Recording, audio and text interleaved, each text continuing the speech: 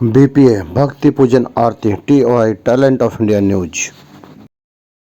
मुस्लिम धर्मगुरु अंसार रजा पहुंचे बुराड़ी विधानसभा क्षेत्र, जहां पर कांग्रेस प्रत्याशी मंगेश त्यागी जी के लिए मंच साझा किया और मंच के माध्यम से मंगेश त्यागी जी के लिए मुस्लिम समाज से एकत्रित होकर वोट करने की अपील की।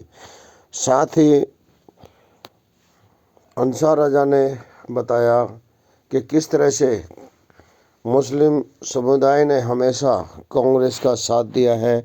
आज़ादी से लेके अब तक मुस्लिम हमेशा कांग्रेस के साथ खड़ा था, खड़ा है और खड़ा ही रहेगा।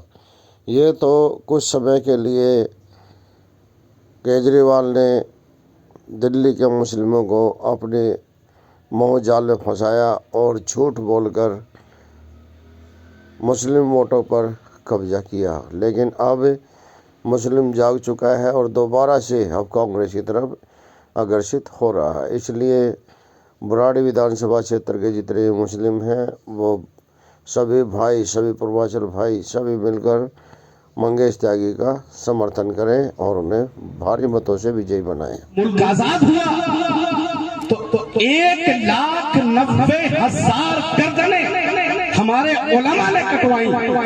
जीटी रोड पर कोई पेड़ बाकी नहीं था जिस पेड़ पर किसी मुसलमान मौलवी की लाश न लग रही हो। इस बात और 1450 साल पहले हमारे पैगंबर ने यह कहा था कि भारत वो मुल्क है जिससे वफा की खुशबू आ रही है। ये मेरे पैगंबर ने कहा था। आज जो लोग तरह तरह की बातें कर लेते हैं कि हमें अपने मुल्क से मोहब्बत नहीं है, हमें अपने मुल्क से मोहब्बत नहीं है, ये मजहबी स्टेज है, उलमा हमारे मौजूद हैं। अगर आजमाना है तो इस मुल्क के लिए गर्दन हाजिर है, जब कहोगे हाजिर करोगे। हम देश पर आंच नहीं आने देंगे। जब जब जब जब जब जब जब मुल्क को बचाने की बात आई थी तो खान अब्दुल गफ्फार खान, जो एक बहुत बड़ा नाम है इस मुल्क का, जब जब जब जब जब उनसे ये कहा गया कि हमने सुना है कि कुछ मुसलमान इस आजादी से अलग होना चाहते हैं, वो शरीक नहीं होना चाहते, तो खान अब्दुल गफ्फार ने कहा था कि एक भी मुसलमान के पीठ पर एक तीर का निशान दिखा दो जो भाग के जा रहा हो इस मुल्क की आजादी से छुटकारा पाने के लिए, तो हम मुल्क की आजादी से अलग हो जाएंगे। लेकिन जब जब जब जब तलाशा गया, लाशें देखी गई, तो जितनी लाशें थी सबसे सीने पर बंदूकें लगी हुई थी, सबसे सीने पर तलवारें लगी हुई थी, पीठ पर किसी के कोई निशान नहीं था। ये भारत हमने इसलिए पाया। अभी इल्म की बात आई। 1450 साल पहले मेरे पैगंबर ने कहा था कि इल्म हासिल करो चाहे मुल्क चीन जाना पड़े। क्यों चीन का जिक्र किया था मेरे मुस्तफा ने? इसलिए नहीं कि सऊदी अरब से चीन दूर हुआ, नहीं, बल्कि सच्चाई ये थी कि मेरे नबी जानते थे कि चीन एक ऐसा मुल्क होगा जिसकी टेक्नोलॉजी पूरी दुनिया में फैल जाएगी। इसीलिए चीन जाने के लिए नबी ने कहा। आज इस मुल्क को बचाना है।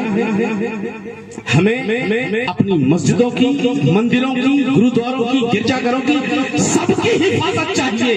और जब तक ये महफूज है, हमारा देश महफूज है।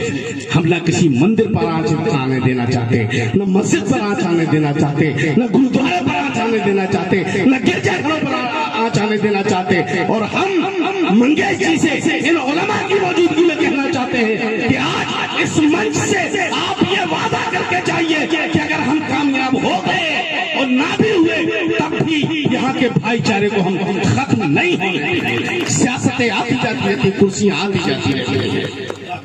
बस इतनी गुजारिश है आपसे, अल्लाह आपको कामयाब करे। हम आपके अरे बोलो साथ हैं, इसलिए कि आपने, आपकी पार्टी ने हमारे साथ उस वक्त साथ दिया जब मरकज पर ताला डलवाया गया था। कांग्रेस उस वक्त खड़ी हुई थी। हम उसके लिए इनके एहसानमंद हैं कि मरकज को जब कोरोना वायरस कहा गया था, इसी जो दिल्ली के भूतपूर्व चीफ मिनिस्टर जी, आज आम आदमी पार्टी का जो है एक मिनट सबका स्वागत है।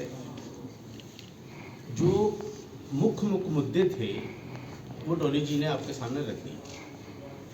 मुझे 2-3 चीज़ें बुराड़ी की जनता से करनी है और जो मौजूदा विधायक है 10 साल से उनसे 2-3 बातें पूछनी है। हम इतना जानते हैं कि वो जवाब नहीं देंगे, इसलिए कि ताकत नहीं है उनके अंदर जवाब देने की। पहला सवाल तो हमारा उनसे ये है कि वो खुद पूर्वांचल से आते हैं। ये बहुत अहम सवाल है, आप लोग चाहें तो उनसे जाके पूछ सकते हैं। वो खुद पूर्वांचल से आते हैं। केजरीवाल ने ये कहा था मीडिया के सामने कि पूर्वांचल करवाने के लिए आते हैं। क्या ये पूर्वांचल के लोगों की बेइज्जती नहीं है? कैसे संजीव झा ने ये चीज बर्दाश्त कर ली? क्यों जवाब नहीं दिया? क्यों खड़े नहीं हुए? दूसरी चीज, कमाल ये है कि केजरीवाल ने कल ऐलान किया है कि अगर हमारी सरकार बनेगी तो मनीष सिसोदिया डिप्टी सीएम होंगे। मैं केजरीवाल जी से पूछना चाहता हूं कि जो आदमी शिक्षा मंत्री रहा है उसी को आपने शराब मंत्री बनाया, तो किस पर आपका ज्यादा फोकस है, शराब पर या शिक्षा पर? ये 2 बातें उनको क्लियर करनी चाहिए। दूसरी चीज, बुराड़ी में मैं तकरीबन 17 दिन से घूम रहा हूं। कोई रास्ता आप खुद जाकर के देख लीजिए, आप नहीं बता सकते कि ये चलने लायक है। क्या कर रहे हैं आप 10 साल से? खाली भाषणबाजी, झूठे वादे। और मैं बुराड़ी विधानसभा के साथ साथ पूरी दिल्ली के लोगों से कहना चाहता हूं कि ये जो 2100 रुपए का फरेब दिया जा रहा है आपको, जो केजरीवाल ने कहा है कि हर महीने हम 2100 रुपया महिलाओं को देंगे, ये सबसे बड़ा झूठ है। और जिस दिन उन्होंने इस बात का ऐलान किया था उसके दूसरे दिन दिल्ली सरकार ने उसको नोटिस देकर के सारे अखबारों में कह दिया था कि हमारे पास ऐसी कोई योजना नहीं है, आप चाहें तो उसका नोटिफिकेशन मैं आपको दिखाने के लिए तैयार हूं। आप संजीव झा से खुद पूछिए कि ये योजना है या नहीं।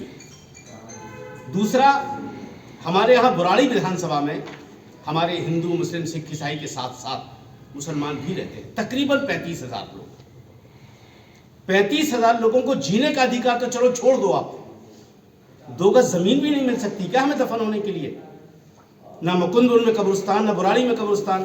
और जो कब्रिस्तानों की जमीनें शीरा के जमाने में थी, संजीव झा ने उस पर कब्जा करवा लिया,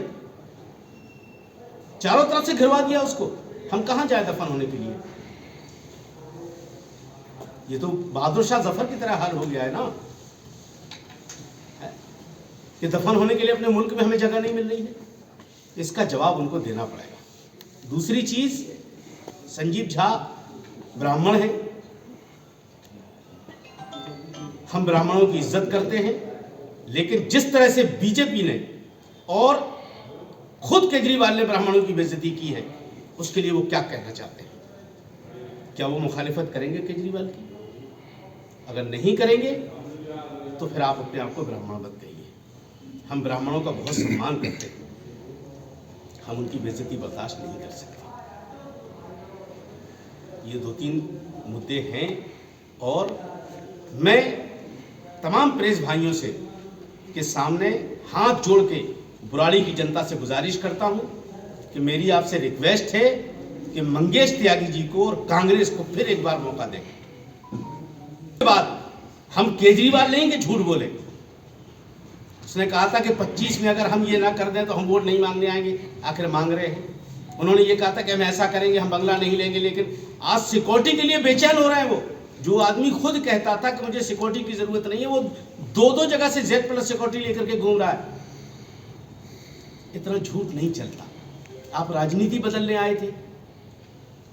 और कमाल की बात है कि आपने खुद कहा था, आप सब पत्रकार बंधुओं को याद होगा कि केजरीवाल का वीडियो में अभी आपको दिखा दूं, सफेद टोपी लगा करके जिस पर स्वराज लिखा हुआ था, उस पर उन्होंने भाषण दिया था कि अगर किसी पर करप्शन का आरोप भी होगा, लफ्ज याद रखिए, आरोप भी होगा, तो हम उसको टिकट नहीं देंगे। और खुद 2 बार जेल काट करके आए हैं भ्रष्टाचार के आरोप में, और अभी भी कह रहे हैं कि मुख्यमंत्री मैं ही बनूंगा। अब आप अंदाजा लगाइए कि उस आदमी पे कैसे दिल्ली की जनता और बुराड़ी की जनता भरोसा करे। कितने मिनिस्टर इनके ऐसे हैं जिनको इन्होंने टिकट देकर के चुनाव लड़वा रहे हैं, जो खुद जेल काट करके आए हैं भ्रष्टाचार के आरोप में। तो आप वो मत बोलो, आप राजनीति बदलने आए थे, लेकिन हम आप पे भरोसा कैसे करें जब आपने अपने गुरु को नहीं छोड़ा, तो हम लोगों को कैसे छोड़ेंगे। तो मैं बुराड़ी की जनता से खासतौर से गुजारिश करूंगा, मंगेश त्यागी जी पर और कांग्रेस पर भरोसा कर लीजिए। एक बात मैं ये कह रहा हूं कि जो दिल्ली शीला दीक्षित की दिल्ली थी वो बुराड़ी को बना करके दिया जाएगा, ये मैं वादा कर रहा हूं। वही दिल्ली मिलेगी जो शीला दीक्षित के जमाने में।